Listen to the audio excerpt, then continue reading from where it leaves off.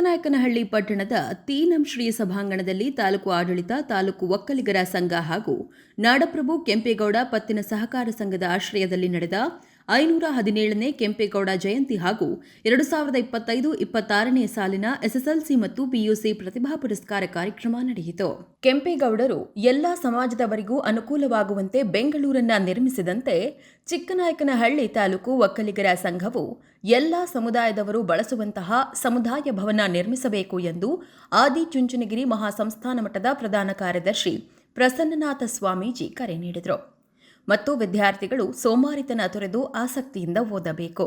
ಪೋಷಕರು ಮಕ್ಕಳಿಗೆ ಅನಗತ್ಯವಾಗಿ ಮೊಬೈಲ್ ನೀಡಬಾರದು ಎಂದು ಸಲಹೆ ನೀಡಿದ ಅವರು, ಆದಿಚುಂಚನಗಿರಿ ಶಾಖಾ ಮಠದಲ್ಲಿ ಎಲ್ಲಾ ಸಮುದಾಯದ ಸುಮಾರು 1.72 ಲಕ್ಷ ವಿದ್ಯಾರ್ಥಿಗಳು ವಿದ್ಯಾಭ್ಯಾಸ ಮಾಡುತ್ತಿದ್ದಾರೆ ಎಂದು ತಿಳಿಸಿದರು. ಈ ತಾಲೂಕಿನಲ್ಲಿ 517ನೇ ಕೆಂಪೇಗೌಡ ಜಯಂತಿ ಹಾಗೂ 2025-26ನೇ ಸಾಲಿನ ಎಸ್ಎಸ್ಎಲ್ಸಿ ಮತ್ತು ಪಿಯುಸಿ ವಿದ್ಯಾರ್ಥಿ ಪ್ರತಿಭಾನ್ವಿತರಿಗೆ ಪ್ರತಿಭಾ ಪುರಸ್ಕಾರದ ಕಾರ್ಯಕ್ರಮ ನಡೀತಾ ಇದೆ. ಪ್ರತಿ ವರ್ಷವೂ ಒಕ್ಕಲಿಗರ ಸಂಘದ ವತಿಯಿಂದ ಈ ಕಾರ್ಯಕ್ರಮ ನಡೀತಾ ಇದೆ.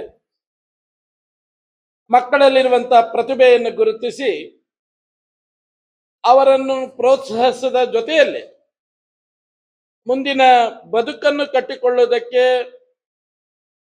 ಮತ್ತು ತನ್ನ ಬದುಕಿನಲ್ಲಿ ಹೇಗೆ ಈ ಸಮಾಜದೊಳಗೆ ಬಾಳಿ ಬದುಕಬೇಕು ಅಂತ ಹೇಳೋದನ್ನು ಒಂದಿಷ್ಟು ಕಿವಿ ಮಾತುಗಳ ಮುಖಾಂತರ ಹೇಳುವುದಕ್ಕಾಗಿ ಗಣ್ಯಾತಿ ಗಣ್ಯರು ಇವತ್ತು ವೇದಿಕೆಯ ಮೇಲೆ ಇದ್ದಾರೆ. ಪ್ರಾರಂಭದಲ್ಲಿ ತುಂಬಾ ಆತ್ಮೀಯರಾದ ಮುರಳೀಧರ ಹಾಲಪ್ಪನವರು ಬಹಳಷ್ಟು ವಿಚಾರಗಳನ್ನು ಪ್ರಸ್ತಾಪ ಮಾಡಿದ್ರು. ಮಕ್ಕಳು ಯಾವ ರೀತಿಯಾಗಿ ಓದಬೇಕು, ಗುರು ಹಿರಿಯರಿಗೆ ಯಾವ ರೀತಿಯಾಗಿ ಅವರಿಗೆ ಗೌರವವನ್ನು ಕೊಡಬೇಕು, ಅದರ ಜೊತೆಯಲ್ಲಿ ಇವತ್ತಿನಲ್ಲಿರುವಂತಹ UPSC KPSC ಎಕ್ಸಾಮ್ ಅಲ್ಲಿ ಪಾಸ್ ಮಾಡಿದವರನ್ನು ಮಾದರಿಯಾಗಿ ಇಟ್ಟುಕೊಳ್ಳುವಂತನ್ನು ಪ್ರಸ್ತಾಪ ಮಾಡಿದ್ರು. ಅಕ್ಷರಶ ಸತ್ಯ. ನಾವು ನಮ್ಮ ಮುಂದಿನ ಬದುಕಿನಲ್ಲಿ ಮಕ್ಕಳೇ ನಿಮಗೆ ಓದುವಂತ ಛಲ ಇರಬೇಕು, ದೃಢ ಸಂಕಲ್ಪ ಇರಬೇಕು.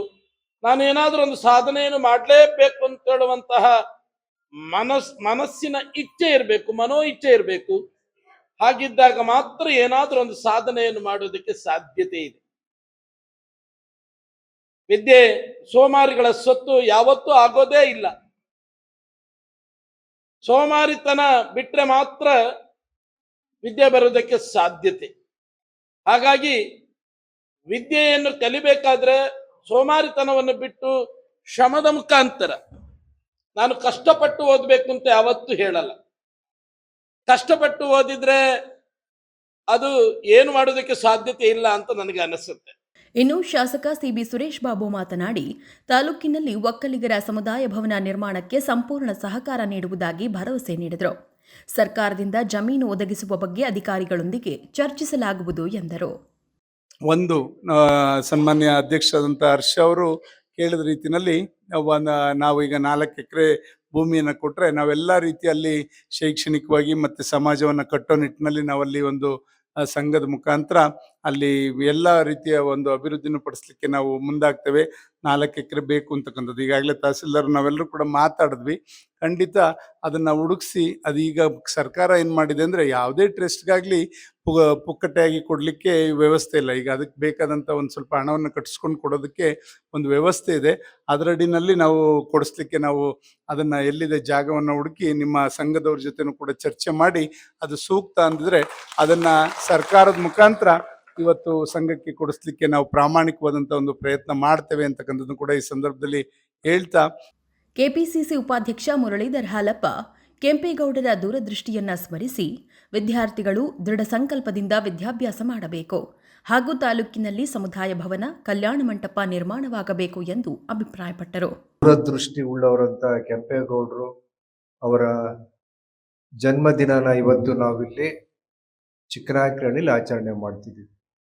ಹಾಗೇನೆ ಮುಖ್ಯವಾಗಿ ಪೋಷಕರುಗಳು ತಾವುಗಳು ಇಲ್ಲಿಗೆ ಬಂದಿದ್ದೀರಾ. ಮಕ್ಕಳನ್ನ ವೇದಿಕೆ ಮೇಲೆ ಪುರಸ್ಕಾರ ಆಗೋದನ್ನ ಕಣ್ಣು ತುಂಬಿಕೊಳ್ಳೋದಕ್ಕೆ ನೀವೆಲ್ಲರೂ ಕಾತರರಾಗಿರಿ. ತಾಲೂಕು ಒಕ್ಕಲಿಗರ ಸಂಘದ ಅಧ್ಯಕ್ಷ ಶ್ರೀ ಹರ್ಷ ಮಾತನಾಡಿ, ಕಳೆದ ವರ್ಷಕ್ಕಿಂತ ಈ ಬಾರಿ ಹೆಚ್ಚು ವಿದ್ಯಾರ್ಥಿಗಳು ಉತ್ತಮ ಅಂಕ ಗಳಿಸಿದ್ದು ಸಂತಸದ ವಿಷಯ ಎಂದರು.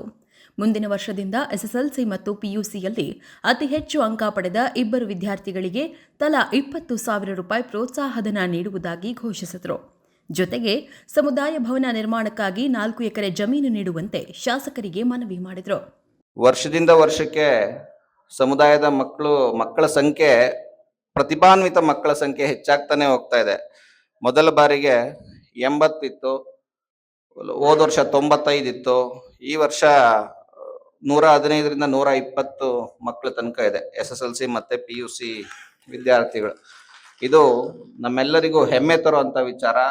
ಕಾರ್ಯಕ್ರಮದಲ್ಲಿ ತಹಶೀಲ್ದಾರ್ ಮಮತಾ, ತಾಲೂಕು ಗ್ಯಾರಂಟಿ ಯೋಜನೆ ಅಧ್ಯಕ್ಷ ಸಿಡಿ ಚಂದ್ರಶೇಖರ್, ಸಂಘದ ಕಾರ್ಯದರ್ಶಿ ಎಂಪಿ ಹರೀಶ್ ಸೇರಿದಂತೆ ವಿವಿಧ ಗಣ್ಯರು ಹಾಗೂ ಸಾರ್ವಜನಿಕರು ಭಾಗವಹಿಸಿದರು.